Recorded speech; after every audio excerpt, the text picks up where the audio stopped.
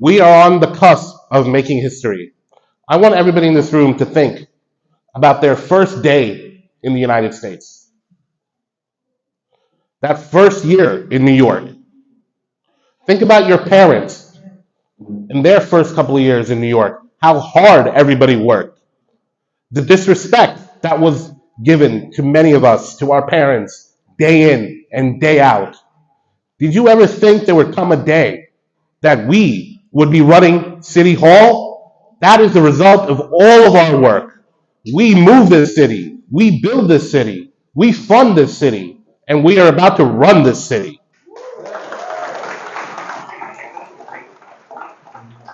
Zoran came to me, in many ways today's Columbus Day. I discovered Zoran the way Columbus discovered America. In 2015, I decided to run for city council. And Zoran read about my race, and he came all the way from Manhattan to Eastern Queens to support me. There are many people in this room that supported me then. Ali Chaudhry, my good friend, Syed, Bukhari, Kashif, so many people in this room supported me then. And it's been written about a lot, my race and Zoran's start in New York politics, in coming to that election and knocking on doors with me. The framing is always in the media. Najmi's city council race was unsuccessful. I have a different version. I didn't win the election, but my campaign was a wild success because now we took Zoran from this neighborhood in Queens all the way up. And when Zoran came to me, immediately I recognized the greatness in him. That was 10 years ago. Today I'm 41, alhamdulillah. I was 31, Zoran was 23. Young. Actually, I see Zoran today, I'm like, wow, Zoran grew up, before us. And even then, I knew his talent, his greatness. He had a 1,000-watt smile. The same big smile he has now, he's always had it. And we developed him. We knew right away that there was something in Zoran that was special. And from there, I'm proud to have mentored him, brought him into the Muslim Democratic Club. We had a picture up here before, that was from 2018. But we started working from 2015. In 2020, he ran for assembly. In January 2020, we had a fundraiser. Dr. Jaz was there. Many other people were there. And you know what? Zoran said, I want to run for office. He said, you got to come to Queens.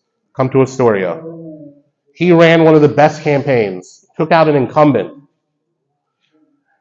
If I told you 10 years ago we could take out somebody in Astoria for assembly, you wouldn't have believed me. If I told you 4 years ago we would run for mayor and we could win, you probably wouldn't have believed me. This is our message from this campaign. We need to start believing in each other. We need to believe in something big. I believed in Zoran. Many people believed in Zoran early. We have to invest in our young people. We have to develop them, and when they step up, we have to get behind them. And that's what we did with Zoran's election. And we are on the cusp of making Zoran the first mayor from our community. And think about the power that this position has. This is not just being a legislator. This is bigger than being a congressman. You're the mayor of the city of New York. You're going to run the police department. You're going to run TLC, Department of Buildings, major agencies that have tremendous impact on our lives. The law department, corporation council. These everyday issues are affecting New Yorkers. The mayor is going to have the biggest impact. He's going to manage 300,000 employees of the city of New York. And he has the support of all New Yorkers. Yes, our community has been at the forefront. We're the most excited. Muslim community is the most excited. I travel with Zoran often in this city.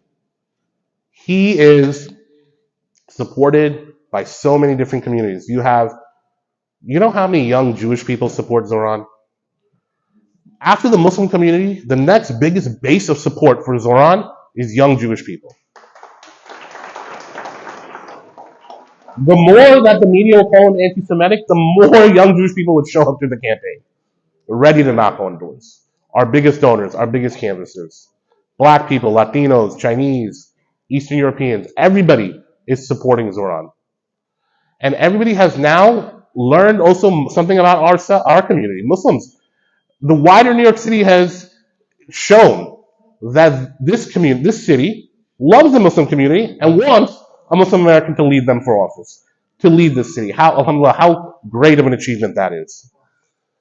Now, look how desperate the opposition is. You mentioned the energy of Andrew Cuomo. You can tell when you see Andrew Cuomo, when you hear him speak, he doesn't know what's happened to him, right? From a great name from the father, he's ruined it. And now they're getting very desperate. Every day there's a nasty article coming out. Very nasty article. Andrew Cuomo never went to a masjid his entire time as Attorney General of New York or two-term governor of the state of New York. Not even in the primary of this mayoral election did he go to the masjid. After Zoran beat him in the primary, now he's going to masjids. But what is he doing? He's going to masjids, and all he's doing is talking negative about Zoran, one of our own. Making up lies, complete lies about his position. He's challenging people to take a bet inside a masjid. How crazy is that? And he wants to divide us. He wants to pick some of us off. He wants some of us to say, oh, maybe he's not the right person. Let me tell you something. We're going to win this election, inshallah, but we do not just want to win just by a little bit.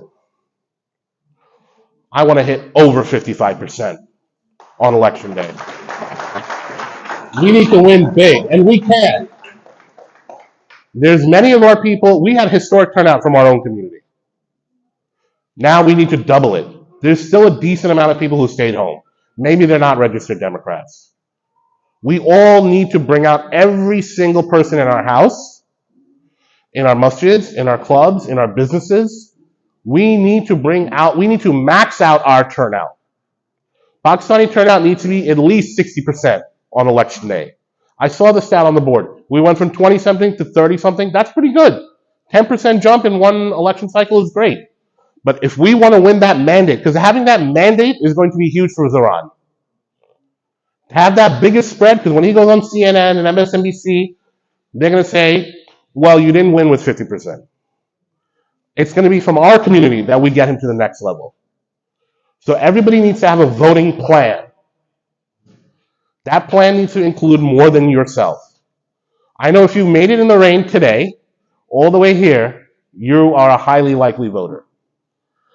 But are you taking your father with you to vote?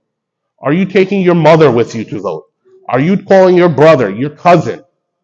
Are you giving people time off from your business to go vote? Are you letting people come to work late half an hour because they needed to vote? These are the types of sacrifices we need to make. So your voting plan, you need to make a plan. Who else are you getting to vote? If everybody in this room gets another 5 people to go with them, and it should be a family event. We should make this a family event. Never go vote alone. Don't ever go vote alone. Take 2, 3, 4, 5 people with you. You know, to see how far we have come, when we started this organizing in the Muslim Democratic Club, we started in 2013. We just wanted to have our voice in the mayoral race. We didn't want to just be on the menu. We wanted a seat at the table. And back then we knew, even back then, we never had a shortage of people in this community. Alhamdulillah, we've always had a lot of people. We've always had a lot of bodies. We never had a shortage of money in this community. Alhamdulillah, we've been well-resourced. We've given to many, many, many politicians. So what was missing? What was missing was a vision. Muslim Democratic Club gave that vision. Zoran took that vision, made it part of his campaign. He's given us that vision. What else was missing was organization.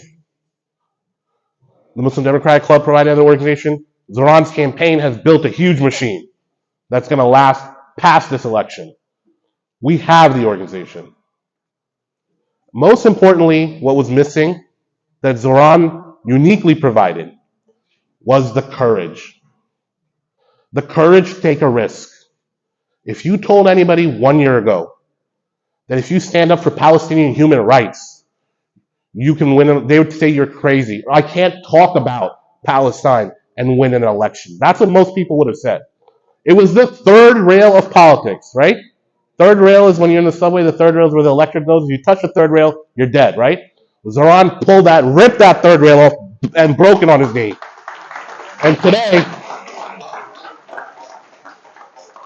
And today we can be consistent as a Democrat and as somebody who cares about universal human rights and Palestinian human rights.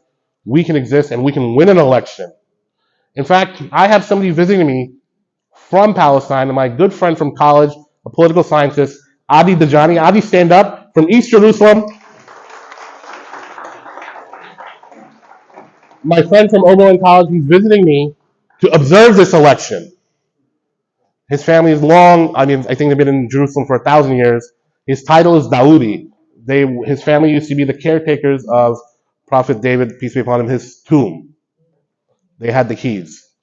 And so he has come to observe this election. This is an international movement. Adi, go home and tell everybody how united the Muslim community, the Pakistani community is for the Palestinians, and that this election is just the beginning. So what are we going to do? You know what? This is one of the few elections where the politicians, we've maxed out on money. We need the work. We need everybody to get working. On October 15th, there's an Urdu phone bank.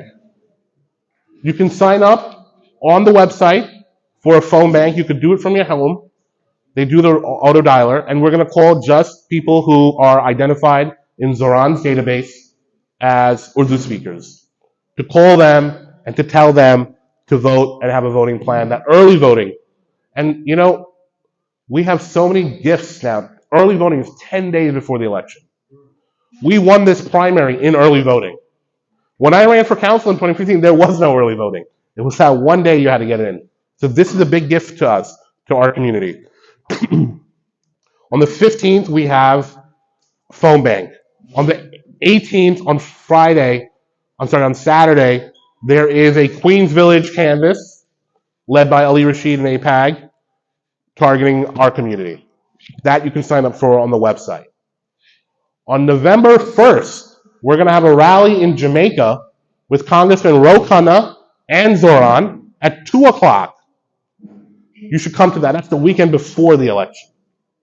But every single day from now till the election, everybody here needs to post on Facebook and Instagram, TikTok, and social media, and needs to make a voting plan. I encourage other people to make a voting plan. We need to win by a big margin. I can assure you that Zoran is so thrilled that so many people came here today. I spoke with him earlier. I told him I was coming. He said to send his salam to everybody and that he needs your help to get to that next level that we're talking about. We need to not take anything for granted. They're going to get more and more desperate every single day. I see it in the New York Post. More and more every single day. And they're going to get personal and they're going to get nasty, but we're going to get above it. And right now, let me tell you something. Even some of the hardest opponents of Zoran in the community of New York City are coming around to us. So we have a chance that we are going to make Zoran the mayor. And when Zoran is the mayor, I personally guarantee you that you will have great access to City Hall, the greatest access you've ever had. When we win, God willing, inshallah, we were going to set up a transition that engages this community. There's a lot of talent in this community that's already serving the city that needs to be elevated, and more people that can serve the city even better. We have tons of professionals, engineers, workers, people who work in OMB, people who are economists, statisticians, people who are in every agency that can make a big difference. And we are open to those recommendations. So we want to elevate the great talent in our community. So get those lists ready. And on November 5th, you start sending me the names of people that we should be looking at. Because Zoran has said to us, we want to elevate the best and brightest of New York City. It's going to be done on merit. This is going to be the first administration, because we don't owe anything to the regular players in New York City politics. This is going to be the most ethical administration. There's going to be no corruption in this administration. It's going to be merit-based. Every lobbyist in New York City is freaking out because we're going to do everything on merit. And if your proposal or whatever you're pushing is good for the city, it's going to happen. It's not going to happen because you did this for a politician before. This is going to be a new era of New York City politics. My question to you is, what will your role be in 2026 in this new era? What do you want to see yourself? Let's start thinking that way. Let's envisioning our new era together. I'm so happy I'm here for the rest of the evening. If you have ideas about people we need to reach out to, Zoran's schedule is extremely tight. Extremely tight. From now till the end, it'll be very difficult to get into places. But that November 1st rally, we need everybody there. It's going to be very good. But if we can send surrogates, each of you can be a surrogate. Each of you can organize an event from now till the end to speak about Zoran, to get more people engaged. And you're all part of the campaign. Whether it's in your home or in your neighborhood or in your local institution, you can be the surrogate and organize people and send them the same message. Don't be afraid of being our next leader. There are many leaders in this community, and we all need to stand up. So with that, I want to thank everybody. I'm here for any questions. Yeah. Thank you.